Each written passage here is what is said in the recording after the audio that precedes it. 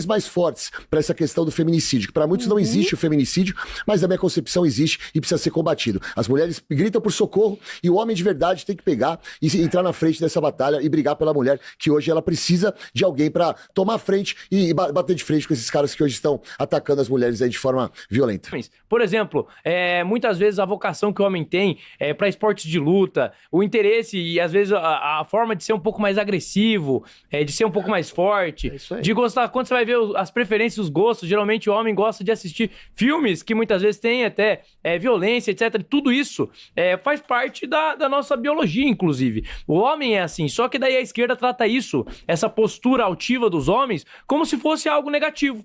Então, homem ser macho, homem ter coragem, homem muitas vezes ser pujante, ter coragem pra falar alto quando necessário, pra se posicionar quando necessário, virou sinônimo de machismo. Querem desmasculinizar o homem, até porque eles não podem admitir que existem diferenças de sexo, tanto sexo masculino quanto feminino, e essas diferenças que a biologia implica, elas são fundamentais para definir os papéis sociais. Os homens, hoje em dia, são frouxos. Não tem coragem. Quando você precisa que um homem se posicione e defenda uma mulher numa situação de vulnerabilidade, ele não tem coragem, ele não faz o papel dele. É isso que a gente precisa resgatar, ao meu ver. A gente precisa resgatar na sociedade, isso é muito mais cultural do que político. O papel do homem enquanto homem, o papel do homem como protetor, o papel do homem como aquele que vai se sacrificar pelo outro. Cujo exemplo maior é Jesus Cristo, que se sacrificou por toda a humanidade. É uma questão conceitual que a gente tem que declarar. Não existe feminicídio. Existe homicídio, existe gente covarde, existe assassino, existe estuprador. Feminicídio é o quê? Alguém tá batendo numa mulher porque ela é mulher. Isso não existe, tá? Eventualmente esse cara bateu nessa mulher, como alguns homens, ou muitos homens batem em mulheres, porque são canalhas, porque são covardes. Assim como batem em mulheres, podem bater, e em geral, batem numa criança, batem numa pessoa mais fraca. Isso é covardia, isso não é um machismo estrutural e atávico. Esse homem específico é um cara escroto, é um cara canalha, é um cara que é um verme que deveria ser preso. E para coibir esse tipo de coisa, você tem que ter leis mais duras. É só a esquerda votar para aumento de pena para estuprador, aumento de pena para quem violenta as mulheres, aumento de pena para quem assedia uma mulher, e esteja comprovado. Comprovadamente, o feminicídio, ele é uma abstração que a esquerda usa para atacar homens. E que existe outro problema, que talvez só eu fale sobre isso praticamente, acho que o Pavanato toca no assunto também, que são a questão das falsas denúncias de mulheres contra vários homens, que isso não sequer vem à tona, vem à mídia. Esse caso vem à mídia e deve vir à mídia. É uma mulher que foi espancada, que foi humilhada, que foi massacrada por um verme. E ele não fez isso porque ela é mulher. Ele fez isso porque ele é um canalha. Guilherme, vamos lá. Primeiro quem tá bufando e fazendo piadinha quando eu vou falar é você, Adriles. Você e se você fizer de novo, eu vou me retirar do programa. Mas deixa ele se falar. você fizer de novo, Adriles. Se você fizer de novo, toda vez que eu vou falar, você fica fazendo assim no microfone. Eu tô vendo, irmão. Interjeição é proibido. Eu tô vendo, claro que é. Poxa, o cara não pode fazer expressão facial que você chora. Eu vou dar minha opinião e vou embora, tá? Só vai ser a sua opinião. Vamos lá. Primeiro, vamos lá. Mas deixa ele terminar de falar.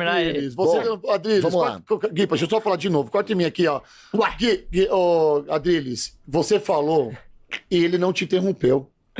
Aí toda vez que ele vai falar, você interrompe. Ele tá falando de mim. Tudo bem, mas ele não tava falando de você, ele só te deu uma resposta que você citou ele. Você citou ele, Adriles. Eu não citei ele, eu fiz uma interjeição, eu fiz assim. Uma interjeição, você citou ele. Você falou, citação, não é não. Não, tudo bem, mas deixa ele terminar de falar, por favor. Vamos lá, a maior prova de que existe o machismo estrutural é que o crime aconteceu, ou o ataque à mulher aconteceu, depois de ela ter se metido em uma reunião de negócios do marido. Ela foi ao restaurante, em uma reunião de negócios do marido, onde, segundo o marido, só homens poderiam falar a respeito, e ela se meteu na situação, fez uma colocação que não foi uma colocação que, segundo esse machista imbecil, foi pertinente, e ele simplesmente começou a agredi-la com palavras e depois agrediu ela fisicamente. Então isso é a maior prova de que sim, existe o machismo dentro da sociedade e a gente precisa combater isso. Em relação ao que foi citado pelo colega aqui da mesa, em relação à falsa denúncia, hoje o órgão que cuida da segurança pública do nosso país tem como principal trabalho em relação a minimizar essa violência contra a mulher a não notificação dos casos.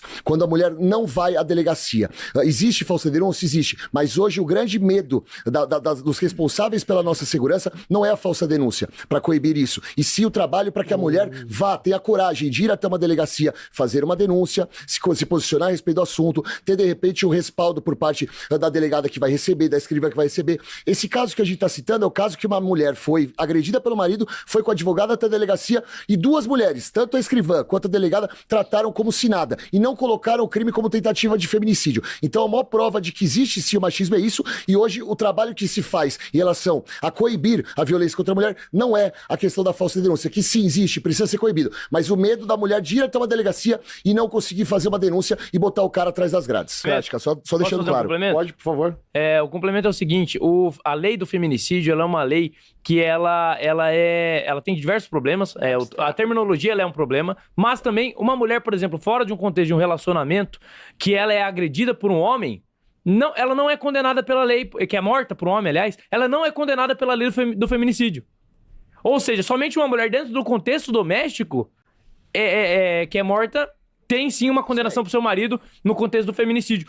O que é um absurdo. Porque pra mim a vantagem física existe tanto do marido que comete violência contra a sua mulher dentro de casa, quanto do marido que comete fora de casa a violência.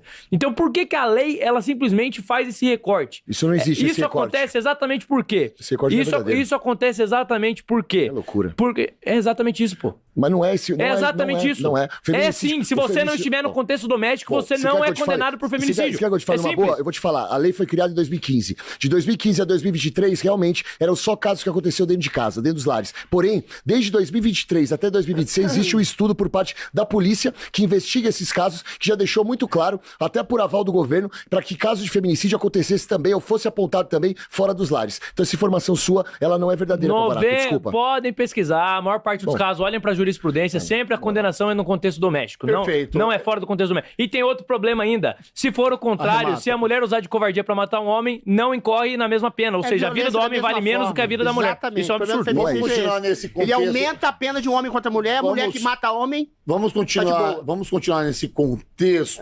trazendo um universo feminino, e eu quero a opinião de vocês, equipe. Eu vou começar com você, assim. Acho que existem casos e casos. Eu acho que a generalização ela é burra, e quando a pessoa simplesmente generaliza um caso como esse, que é um caso que precisa ser investigado, estudado, enfim, mostra que tem... Bom, ele tá me interrompendo toda vez, Rodolfo. Eu tô falando sério, mano. Tá me incomodando real. E essa mesa não tem nada de imparcial, não. É uma mesa extremamente parcial.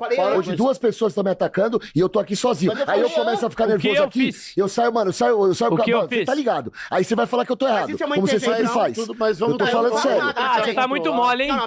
Com o Machãozão você tá muito molezinho. Tá molinho. Ai, me atacando. Vai te lascar, rapaz. Eu não fiz nada. Calma, gente. Eu não vou conseguir fazer o programa desse jeito. Você vai fugir? Eu não vou conseguir. Agora que eu falei, não faz isso. O Machão vai fugir. Meu primeiro programa, você foi tão especial. O Machão vai fugir. Cara, mas eu falei, você não escuta. É mole, hein? Peraí, é mole, hein, Machão? Para com isso, cara, por favor. Para com isso. É mole, hein? Então não é uma Fecha a câmera aqui em mim, por favor. Fecha a câmera aqui em mim, por favor. Você que está nos assistindo, eu quero pedir mil desculpas. Eu quero correr do debate. Eu quero pedir mil desculpas para vocês.